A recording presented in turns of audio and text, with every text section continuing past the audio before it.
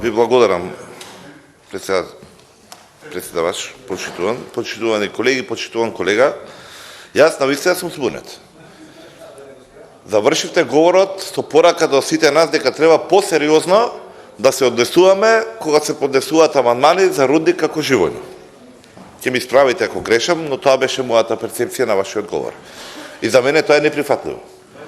Поставивте тука многу прашања, многу наводи, кои што би требало да идат во насока дека нам рудници не ни требаат, дека ние вака просто укажано дека немаме проблеми со енергетиката, немаме проблеми со производството на електрична енергија, немаме потреба дополнителни капацитети со кои што треба да си ја подобриме нашата енергетска зависност или независност, состојба што имаме. Па укажавте и на бројки колку тоа неисплатливо би било да се направи рудникот и така натаму и така натаму. И јас сум навистина збунет. Која е цената да ние да имаме помала енергетска зависност или да имаме што е можда поголема енергетска независност во овој момент? Во енергетска криза сме. Дали треба да прашаме колку не чинеше елем оваа година ради тоа што не се произведува доволно струја? Дали треба да прашаме колку пари му префрливме на елем оваа година? Како се искористија тие средства?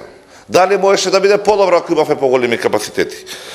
Дали треба да кажеме колку потроши во овој месец само за струја купување? Бидејќи беше најавено, ќе се донесе трафостаницата, ќе работат трите блока, искочија со стратегија, ќе работат трите блока, ќе работи и Тесне Готино, ќе биде максимално искористен хидропотенцијалот. Ништо тоа не исполнува. Уште не е трафостаницата у погон, не работат двата блока, испадна проблем и во Тесне Готино, нормално недостатокот нас не чини. А не чини во овие услови многу пари. Многу пари што на ваква сиромашна држава што направивте, ги нема. Едноставно ги нема. Зошто го прекинавте процесот на модернизација на РЕК?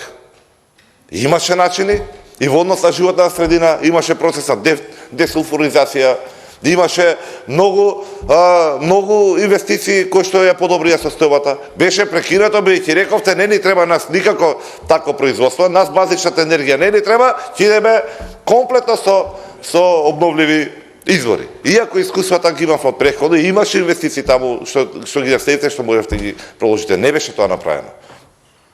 Не беше едноставно. И немаме право ние било која интенција за да подобриме состојбата во енергетиката. Било која интенција, заложба, предлог за да се отвори овој рудник што и како има потреба да се кажува дека тоа било несериозно или не било потребно за Македонија. Велите имале во околни држави многу поквалитетен лигнит и поквалитетен јагнен. И имаат, ама што ни достави овде? Или што купивме? И дали го купивме таму? Прашате ги во РЕК Битола, што им се случи со првите пратки. Прљав, нечист и направија веднаш проблем. Оние што подобро знаат во околината на Битола, самите ќе кажат, само што ќе го видат димот, ќе знаат дека има проблем. Па веднаш потоа се смени, па импровизација една, импровизација втора, па ремонт, прекина производство и така натаму. Да, тие имаат нашите комши што се држави си имаат и природни богатства и начин на нивна експлоатација, а ние само овде си имаме криминал и провизии. Колкави беа провизиите за овие денови што купувавме струја? Можете и тако прашање да им платите кај представниците на владата. И точно е тоа. Може би отварањето на рудник ќе отвори некои прашања за животна средина. И тоа си има решено. Во Европската унија и во светот денес постојат еколошки стандарди. Се знае што е пропишано, се знае што треба да се стави и како да се постапи. За влијанието врз животна средина да биде сведено на апсолутен минимум. И има рудници секојдневно се отвараат и денес и во Европската унија и во Соединетите Американски држави. И во целиот свет. Но си е пропишано. Зошто тие искуства да не ги искористиме? Зошто за тоа да не дискутираме? Како најдобро да ги имплементираме тие искуства? Не е во ред да кажеме дека заложбата за отварање на нов рудник било несериозно. Несериозно е што ни се езерата празни, што ги уништија акумулациите. Наместо да произведува струја во пиковите, што ги продава дневни и ноќни разлики. Повторно провизии што правеа. Тоа не е во ред. Не е во ред што покрај толку кавги расправи во овој законодавен дом, што ги имаме ние и со представници на власта, ниту еднашка не се побара одговорност од првите луѓе и првиот човек на Елем. Тоа е проблемот. И покрај тоа што имавме една топлинска, уште една топлинска, една енергетска, уште една енергетска криза. И никој не сноси одговорност.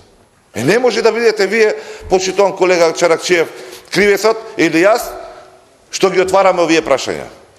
Треба да се бара одговорност на оние што се задолжени, што се назначени да ги водат тие институции. Така е, има криза, ама секоја влада, секој раководство, секој раководител на институција си има и своја обврска. Наша обврска е да бараме начини како да излеземе од кризите, а не само да констатираме дека е криза и дека не можеме што да направиме. Дека се они безпомощни. Затоа ве молам, сватете го најсериозно и најдобронамерно нашите заложби да што е можно подобри услови за излез од оваа енергетска криза, за мислењето на стратешките определби на државата и како овакви ситуации не би ни се повториле понатаму. Иначе нема ни да спомнам вашите електростатски филтри во рекот и така натаму.